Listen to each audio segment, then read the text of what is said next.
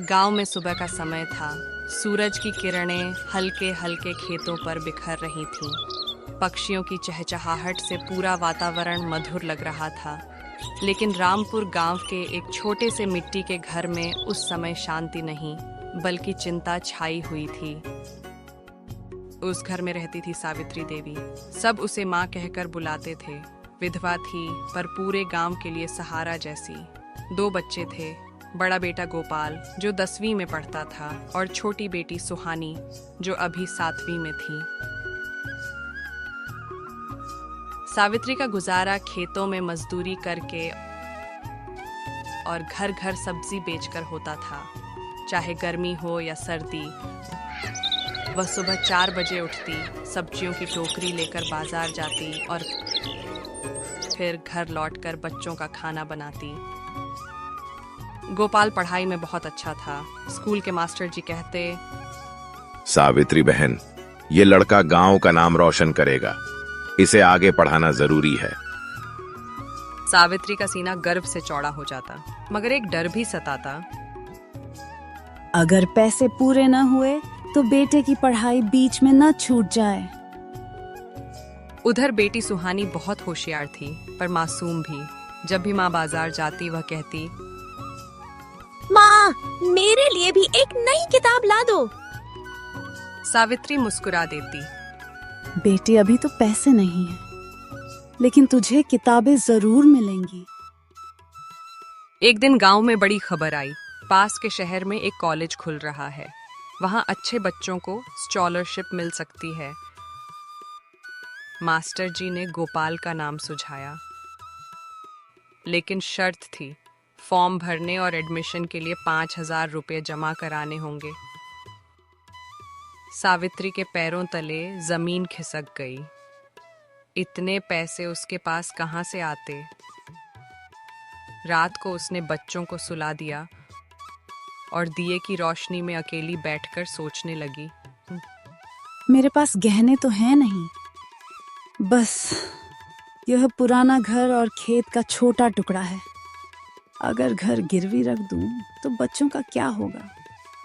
उसकी आंखों में आंसू भर आए। अगले दिन वह गांव के साहूकार के पास पहुंची। लाला जी, मुझे 5,000 रुपये चाहिए। साहूकार ने उसकी ओर घूर कर देखा। इतने पैसे गिरवी क्या रखोगी? सावित्री बोली, घर नहीं दूंगी, खेत भी नहीं, बस यह पुराना चांदी का पायल है, इसे रख लो। लाला हंस पड़ा। इससे 5,000 नहीं मिलेंगे, सोचकर आना। सावित्री निराश होकर लौट आई। रास्ते में वह सोच रही थी, क्या बेटे का सपना अधूरा रह जाएगा? क्या मैं माँ होकर इतना भी न कर पाई? रात को वह खाट पर बैठी थी, तभी सुहानी नींद में बड़बड़ाई, माँ, मैं भी बड़ी होकर मास्टरनी बनूंगी। उसकी मासूम आवाज ने सावित्री का दिल तोड़ दिया। उसे याद आया, पिछले साल जब स्कूल की फीस न भर पाने के कारण सुहानी को 1 हफ्ते क्लास से बाहर बैठना पड़ा था, तो बेटी ने कितनी चुपचाप सह लिया था। तभी उसके मन में एक विचार आया। अगली सुबह उसने गांव में ऐलान कर दिया, मैं अपनी बेटी की पढ़ाई अभी यहीं तक रोक रही हूँ। सारे पैसे मैं गोपाल की पढ़ाई में लगाऊंगी। गांव वाले दंग रह गए। बेटी की पढ़ाई क्यों रोक रही हो? सावित्री ने आंखों में आंसू दबाते हुए कहा, बेटी तो घर का दिया है, वह कहीं भी संभल जाएगी, पर बेटे की पढ़ाई पूरे गांव का भविष्य बदल सकती है। मुझे यह बलिदान देना होगा। सुहानी रो पड़ी। माँ, मैं क्यों पढ़ाई न करूं? क्या मैं बेटे से कम हूँ? सावित्री का कलेजा कांप उठा। उसने बेटी को गले लगा लिया। नहीं बिटिया, तू बिल्कुल कम नहीं, पर अभी हालात ऐसे हैं। तू चाहेगी तो तेरी माँ किसी दिन फिर से तुझे स्कूल भेजेगी। सुहानी चुप हो गई, लेकिन उसकी आंखों में अधूरा सपना झलक रहा था। गोपाल शहर चला गया। वहां उसने जी जान से पढ़ाई की। रात रात भर जगकर किताबें पढ़ता। कई बार जब खाने के पैसे कम पड़ जाते तो वह सिर्फ चाय और बिस्कुट पर गुजारा करता। लेकिन माँ का त्याग उसे हमेशा याद आता। वह सोचता, अगर माँ ने इतना त्याग दिया है तो मैं हार नहीं मानूंगा। कुछ सालों बाद गोपाल ने बड़ी परीक्षा पास की और शहर के एक अच्छे संस्थान में अधिकारी बन गया। गांव में जब गोपाल मोटर गाड़ी से लौटा तो लोग हैरान रह गए। अरे ये वही गोपाल है जो कभी नंगे पांव खेतों में दौड़ता था। गोपाल सबसे पहले अपने घर पहुंचा। माँ को पैर छूकर बोला, माँ, आज जो भी हूँ आपके त्याग से हूँ, लेकिन अब मेरी पहली जिम्मेदारी है मेरी बहन सुहानी। वह तुरंत सुहानी को स्कूल में दोबारा दाखिल कराने ले गया।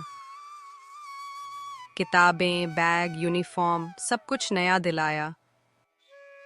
सुहानी की आंखों से खुशी के आंसू बह निकले।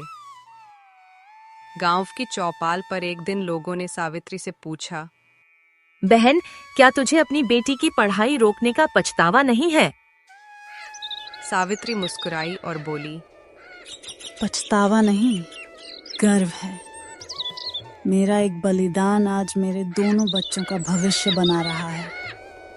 कभी कभी माँ को अपनी इच्छाओं को कुर्बान करना पड़ता है ताकि बच्चों के सपने पूरे हो सकें। यही तो माँ का सबसे बड़ा कर्तव्य है। गांव के लोग उसकी बात सुनकर भावुक हो गए। बहुत समय पहले की बात है। सोनापुर नामक गांव था। यह गांव खेती किसानी के लिए प्रसिद्ध था। गांव में दो बहनें रहती थीं, कमला और श्यामा। कमला बचपन से ही सुंदर और नखरे वाली थी। उसकी सुंदरता की चर्चा आसपास के गांवों तक फैल गई थी। उधर श्यामा साधारण रूप रंग वाली लेकिन दिल की बेहद सीधी और दयालु थी। समय बीता, बहनों की शादी हुई। कमला की शादी गांव के अमीर जमींदार के बेटे से हो गई। पल भर में उसके जीवन में ऐश्वर्य और सुख सुविधाएं आ गईं। बड़े बड़े आभूषण, बैलगाड़ी, पक्के मकान, सब कुछ। श्यामा का विवाह एक छोटे किसान रामू से हुआ। रामू ईमानदार और मेहनती था, मगर खेत छोटा और हालात कमजोर थे। कभी कभी तो घर का खर्च भी बड़ी मुश्किल से चलता। दोनों बहनें एक ही गांव में पास पास रहती थीं। जब भी मिलती, कमला अपनी अमीरी का दिखावा करती और श्यामा को नीचा दिखाती। एक दिन कमला ने नया साड़ी पहनकर दिखाया और कहा, श्यामा, देख तो जरा, मेरे पति ने 50,000 की साड़ी दिलाया है। और हाँ, तुम्हारे खेत के बगल वाला जो बंगला है ना, वह भी हम खरीदने वाले हैं। श्यामा ने विनम्रता से कहा, बहन, साड़ी सच में बहुत सुंदर है। तुम पर खूब जच रही है। कमला हंस पड़ी।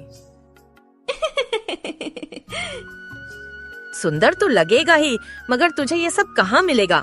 तेरे पति तो 2 वक्त की रोटी के लिए तरसते हैं। श्यामा का दिल दुखा, पर उसने कुछ नहीं कहा। कुछ समय बाद गांव में सूखा पड़ गया। खेत बंजर हो गए। श्यामा और रामू के घर में खाने को दाना दाना नहीं बचा। बच्चे भूख से बिलख रहे थे। रामू बोला, भाग्यवान, चलो कमला के पास चलते हैं, शायद मदद कर दे। श्यामा ने हिम्मत जुटाई और बहन के घर पहुंची। बहन, घर में कुछ भी खाने को नहीं है। जरा मदद कर दो, फसल बिकते ही लौटा दूंगी। कमला ने ठंडी सांस भरी और बहाना बना दिया। अरे श्यामा, अगर तू कुछ दिन पहले आती तो थोड़े पैसे दे भी देती, लेकिन आज तो घर के सारे पैसे बंगला खरीदने में लग गए। हमारे पास भी एक पैसा नहीं है। श्यामा निराश होकर लौट आई। रामू बोला, भाग्यवान, क्यों न तुम अपने पड़ोस की गांव वाली चाची से मदद मांगो, वह हमारी मदद जरूर करेंगे। श्यामा रोते रोते चाची के गांव पहुंची। चाची ने दरवाजे पर ही रोक दिया। चाची, घर में कुछ भी खाने को नहीं है। जरा मदद कर दो, फसल बिकते ही लौटा दूंगी। श्यामा, हम अंबानी की औलाद नहीं हैं कि तुम बार बार यहाँ पैसे मांगने आओ। कृपया दोबारा यहाँ मत आना। श्यामा का दिल पूरी तरह टूट गया। निराश होकर वह साइकिल से गांव लौट रही थी। रास्ते में एक बुजुर्ग साधु खड़े थे, जिनके पैर छाले से भरे थे। साधु ने हाथ जोड़कर कहा, बेटी, जरा गांव तक छोड़ दो, पैर जवाब दे रहे हैं। श्यामा ने तुरंत कहा। कक्का बैठ जाइए। साधु ने आंसू भरी आंखों से कहा, बेटी, तूने मेरा सहारा बनकर बड़ा उपकार किया। ऊपर वाला तुझे इसका फल जरूर देगा। रास्ते भर दोनों ने बातें की। साधु ने श्यामा की कठिनाई सुनी और उसे धैर्य दिलाया। रात का समय था। आसमान पर काले बादल छाए थे। अचानक तेज बारिश शुरू हो गई। श्यामा और रामू का घर टूटी फूटी झोंपड़ी थी।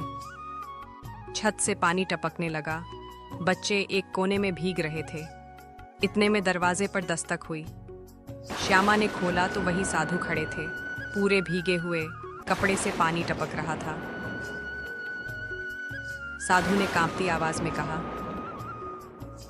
बेटी, रास्ते में तूफान और बारिश ने बेहाल कर दिया। कहीं ठहरने की जगह नहीं मिली। क्या मुझे एक रात का सहारा मिलेगा?